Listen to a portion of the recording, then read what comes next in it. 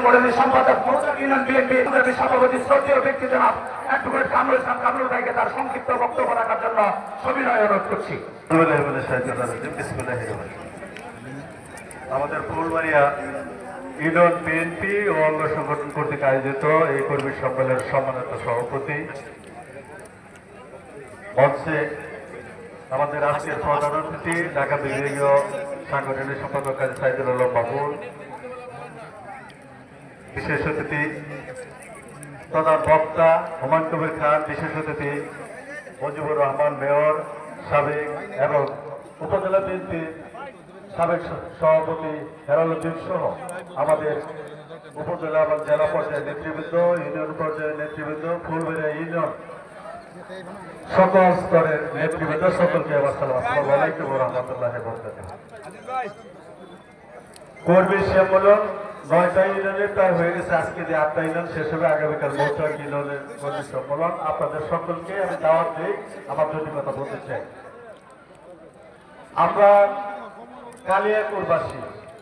কালিয়াকুরবাসী বিগত 71 সনের পরে আমার কোন এমপি এবং মন্ত্রী কিন্তু আমরা কালিয়াকুর থেকে পাইনি। যা পেয়েছি আমরা পাকিস্তান আমলের যেমন বিদেশিদের শাসনে ছিলাম, আমরা কালিয়াকুরবাসী বিগত দিনেও কিন্তু বহিরাগতদের শাসনে ছিলাম। আমাদের শাসন করেছেন আমাদের এমপি ছিলেন রহমত আলী সাহেব, আকম মুজামিল সাহেব।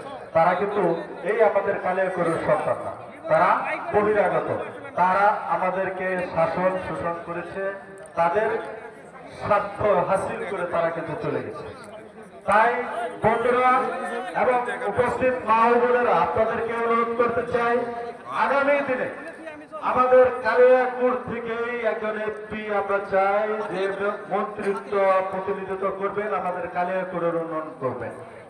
সেই মন্ত্রী এবং এমপি পেতে গেলে আমাদেরকে কি করতে হবে? আমাদের ঐক্যবদ্ধ থাকতে হবে। আমাদের ঐক্যবদ্ধ থেকে ধানের শীষে ভোট দিতে হবে। ধানের শীষের পক্ষে সকলকে ঐক্যবদ্ধ হতে হবে।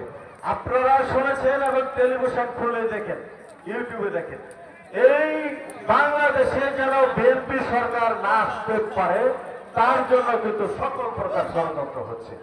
সেই ষড়যন্ত্র কিন্তু আমাদেরকে তৃণমূলে আমরা যারা কর্মী বিএনপির তাদেরকে মোকাবেলা করতে হবে। তৃণমূলের উপরে কোনো শক্তি নাই, আমাদেরকে মোকাবেলা করতে হবে। আমাদেরকে ঐক্যবদ্ধ থেকেই বিএনপিকে ক্ষমতায় আনতে হবে।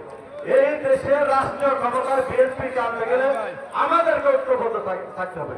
তাই বন্ধুরা, সকলকে ঐক্যবদ্ধ থাকার আহ্বান জেনে আমাদের কালিয়াকুর ত্যাগী নেতা কর্মীদের ঐক্যবদ্ধ থাকার আহ্বান জানিয়ে আমার কথা শেষ করছি।